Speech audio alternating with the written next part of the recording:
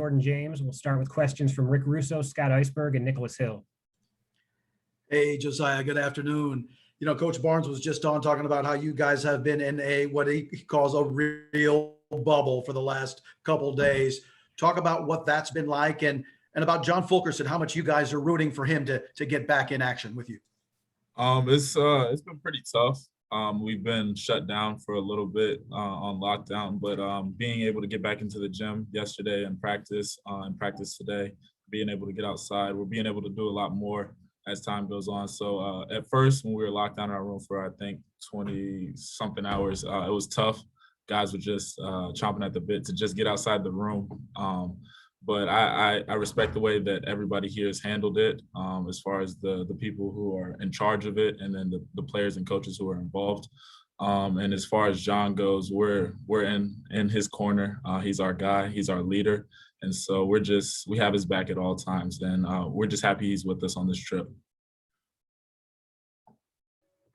Hey, Josiah, I hope you're doing well.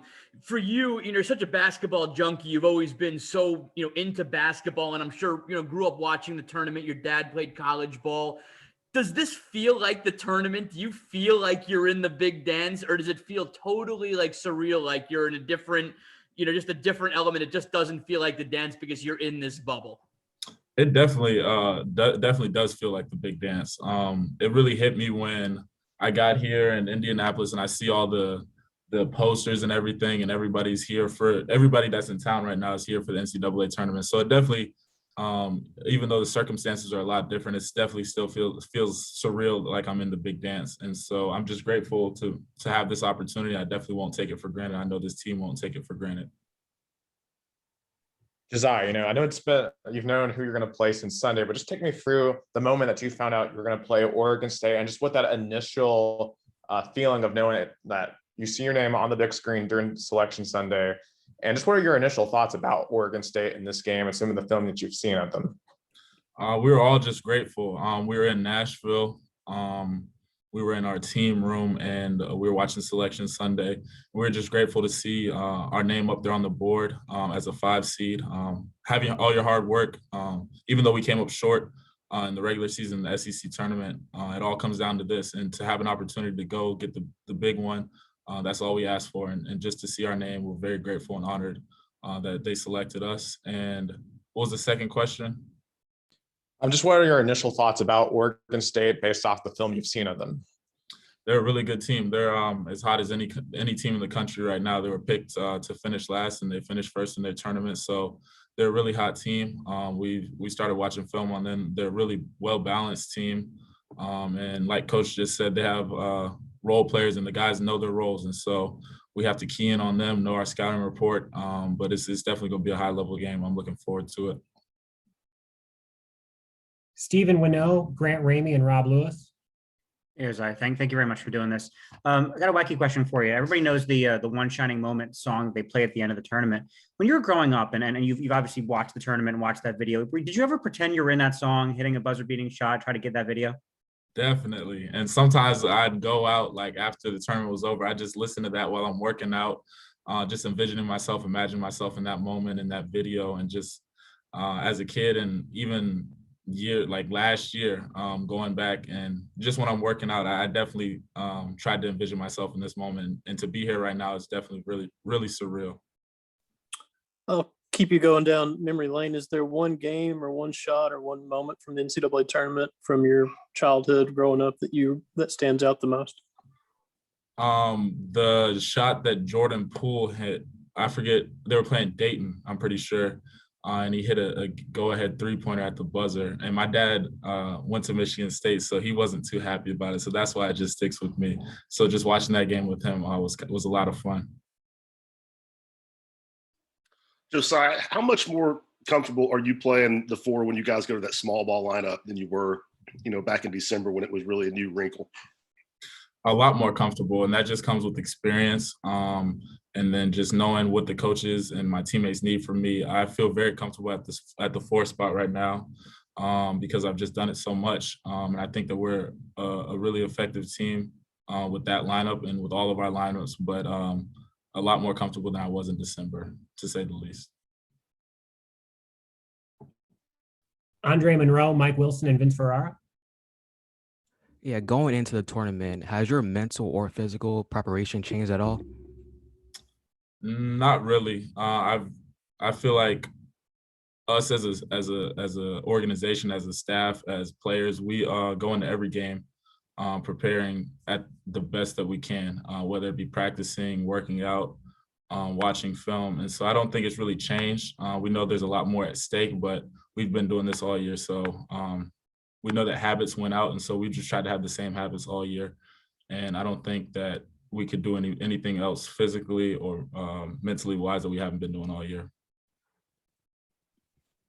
Josiah, obviously John's dealing with some uncertainty and just not knowing kind of what's going to happen on Friday. How have you guys tried to encourage him and be there for him? I guess, especially in that first 24 hours where you guys are isolated in your own rooms. Just know that we're his brother and he's our brother and he's our leader, like I said earlier, and know that we have his back, and that we don't want him to do anything that he's not capable of. And that it's a lot bigger than basketball. His health is first and foremost. And so we just want him to get healthy, back to being John. We kind of joke with him about the black eye a little bit.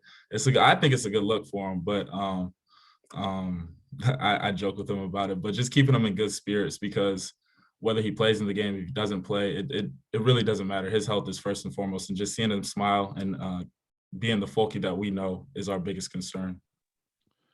Just two things. One, I know you've played in some good arenas in your time at Tennessee, but what do you think about playing in the home of the Pacers there at Bankers Life? And then also, Santiago Vescovi talked about how the backdrop in Nashville kind of messed with them a little bit. There was some adjustment. How much adjustment do you think a bigger arena and a different arena like that will make in terms of your shooting background? I'm really excited to play in the great arenas that we have here. Really excited. I know that there's a lot of history on every one of these courts, and so just to go out and try to make a history of our own is something that we try to think about and are going to try to do.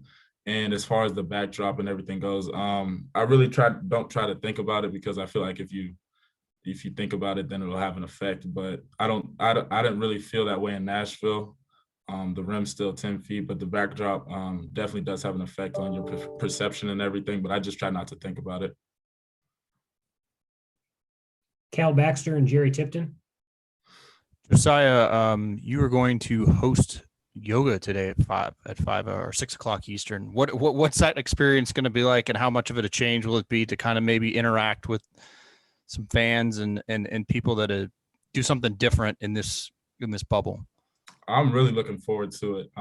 When I woke up this morning, I wasn't thinking about practice, wasn't thinking about breakfast or anything. I was thinking about the yoga session. So I'm really excited. I have a couple of my teammates down, whoever wants to join me.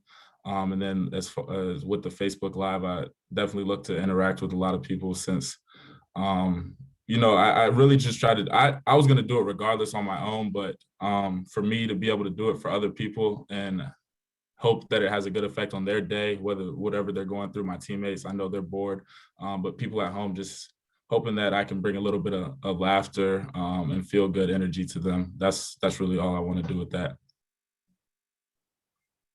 Yeah, and this is Jerry Tipton in Lexington. I'm wondering, I'm wondering about how the players are filling their time in their rooms. And I think the NCAA has given you guys, all players, like a book and a puzzle. Do you guys use any of that, or how do you spend your time? For me personally, the first 20 hours when we were in quarantine, I was just watching Netflix, trying to stay off of my feet. I did a little bit of yoga. I have my PlayStation 5 with me, and a couple of my teammates do. And so we would play the game for a little bit with each other. And so that's something that we do, play the game. Olivier has some type of game, it's Smash Bros, and everybody's on the way down the hall. I heard them in there. So they're in there right now. A lot of people have homework, so we're still in school, so we got to take care of that. So academics come first. But as far as us as a team, we're just really trying to hang out and play video games and just make sure each other is as happy as possible. Thanks. Mike Wilson, Trey Wallace, and Wes Rucker. Josiah, what were the biggest positives you feel like you guys took out of Nashville and the way you played against Florida and Alabama? Just the effort and the fight that we played with. We know that in the first game, we knew it was going to be in both games, we knew it was going to be a tough, gritty game. And I feel like we didn't back down from the challenge. It was a game of runs in both games. And I feel like we stepped up to the plate and played hard and played physical. And that wasn't the reason that we lost. We had some mental errors that we definitely have to take care of if we want to go far in this tournament, and we will take care of. But I was just happy at the way we competed.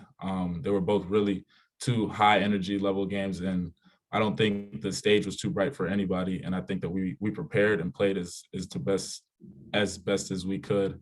And being without Folky, we know that it was tough, but I think that we did as best as we could in both games. Josiah, how do you feel? Two questions. How do you feel like you've recovered from your sprained wrist that you talked about at LSU? How's that coming along? Do you have any problems with that still? And also, second part of the question, what is it going to be like when you get to walk outside today, get some fresh air for the first time in a minute? As far as the sprained wrist goes, I just took some time off, and like every other sprain, the doctor tried to explain it to me. You can't keep overworking it. It needs some time to heal and rest and get better. And it's at 100% right now, so that won't be a factor for me. And I'm really looking forward to going to get some fresh air. You can look outside. It looks beautiful outside. And I mean, this will be the first time we've been outside in a while. I know everybody's really looking forward to it, just to get some fresh air and just to breathe a little. Yeah, Josiah, when you were on Netflix there, what if you don't mind telling us, what were you watching? Were you more of a movie guy, or were you kind of streaming some shows? I finished up Queen of the South, and then I tried to get into I usually love Last Chance U. The football, I usually can watch it in like a day and a half, but I haven't gotten into the basketball season. I watched an episode. I think that since my life is filled up with so much basketball, I'm not really in the mood to watch even more basketball.